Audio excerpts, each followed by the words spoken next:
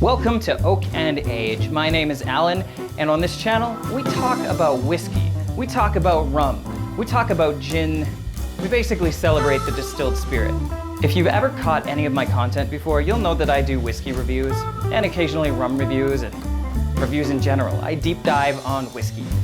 But there's this virus going around, a little global pandemic, maybe you've heard of it, and it caused me to take some time off and kind of reevaluate what I wanted to do with this channel. So I thought maybe I should do a series exploring cocktails, and more specifically, how to make them and how to enjoy them. So that's what we're gonna do, and this is the very first episode in that series.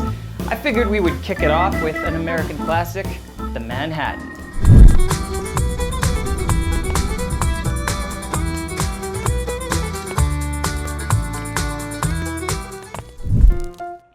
The Manhattan, an American classic.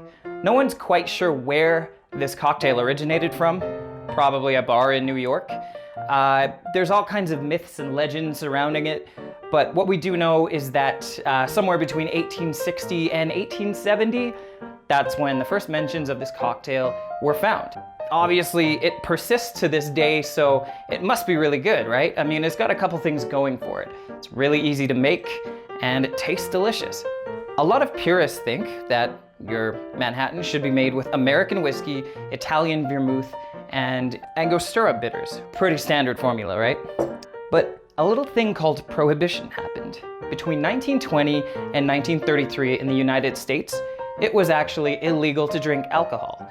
And so the only whiskey from America you could get usually came from some guy's bathtub, unless it was smuggled over the border from Canada. For this cocktail, I'm choosing to use a Canadian rye. Why?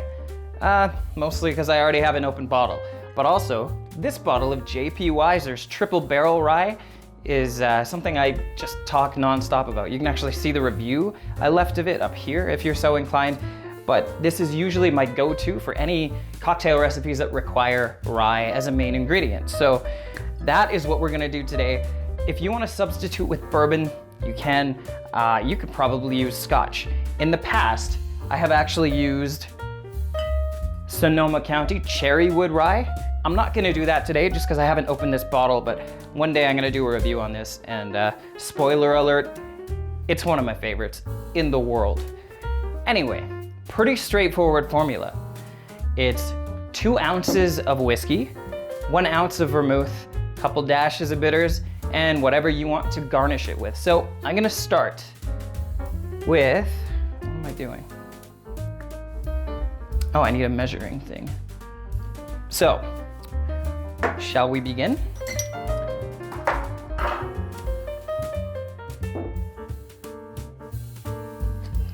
So, as I mentioned, this recipe calls for 2 ounces of whiskey.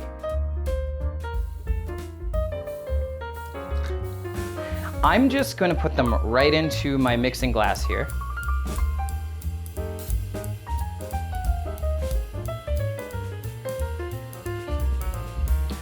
Our next ingredient is vermouth. Now, the original recipe calls for sweet vermouth, and that's what I would recommend using, though you can go with a dry vermouth too.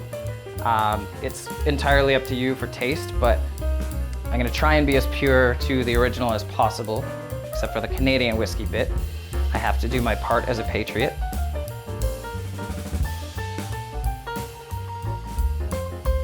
An important thing to know about vermouth is that it can spoil once it's been opened. It's not quite as bad as red wine, but you should really consider either decanting it into a smaller vessel or using a wine saver spray, like one of those argon sprays, or just do the old-fashioned thing and drink it really quickly. But otherwise, it kind of develops this vinegary funk, which you don't want. Lastly, we're going to employ our bitters. Now, Angostura is the classic bitter to go to. You can find it all over the place in grocery stores everywhere. My preference for this particular recipe is to use a dash of Peychaud's bitters.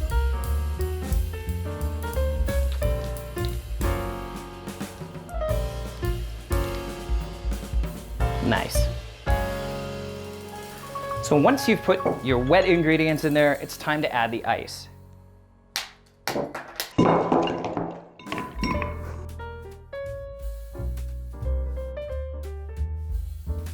Made a little mess. While you can shake this, I prefer the stirring method. It's closer to the original.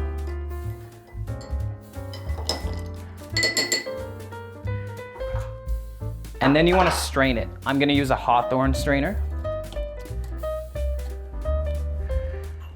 And now the type of glass you use doesn't matter. You can go with a lowball glass, you can go with pretty much anything you want. A hollowed out gourd if you're so inclined. I'm just going to use a standard cocktail glass because it makes me feel classy.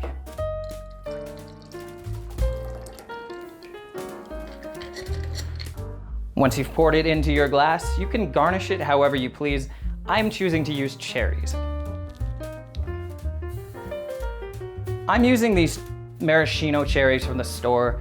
You know, the really bright red ones that are super sweet. Are they the best cherries to use for a cocktail? Not really, but it's what I have, and if that's what you have, that's okay too. And one thing I actually like to do is take a little bar spoon of the syrup that comes with it and just garnish my drink with that. I find it adds a little bit of extra flavor, and it balances out really nicely against the star anise profile that the Peychaud's brings to the table. It's not really a rule, but I like to use 1 cherry for every ounce of whiskey that goes into the cocktail, and in this case, that's 2. And I just threw it on a skewer. Now, you could drink this the way it is, but I want to try one more little thing to just give it a little bit of a zest. I'm gonna use lemon zest, actually. And what I've done here is I've just cut, very poorly I might add, a sliver of lemon, and I'm gonna actually flame it. This is a cool party trick you can do with your friends. Beware, fire's involved, and where fire and alcohol mix, it could be a problem, so be careful.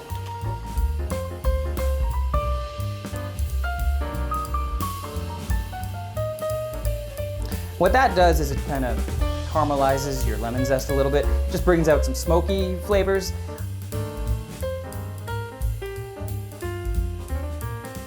That's a pretty cool trick. I think your friends will be impressed. And you can just take the lemon rind and, you know, get the edge.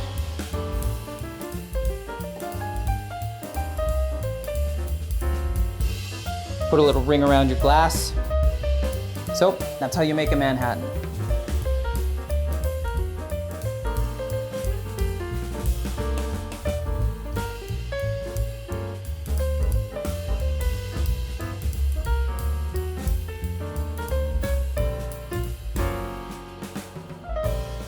Let's give it a taste.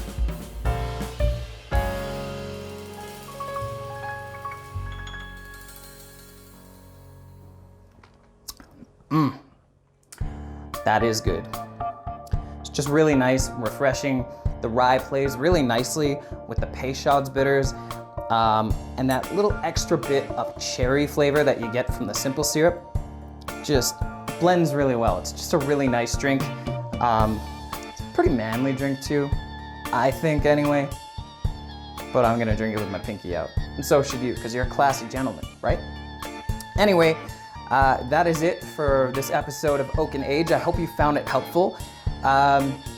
Leave messages, leave comments, let me know what you thought. Let me know if you have any requests. I'm looking to do more cocktail recipes, so send them my way. Don't forget to hit like and subscribe and all that stuff. You know the YouTube algorithm really likes when you do that.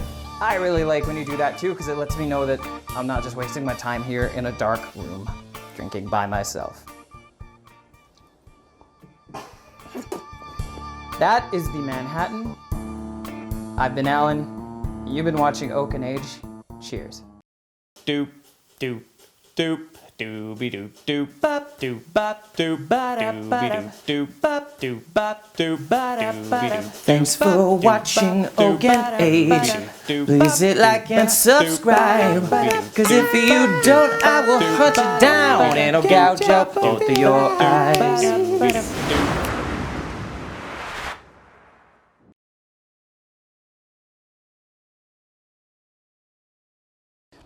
Never actually done this before, so it's the first time for everything. Oh, that was sick. Put a little ring around your glass, and you're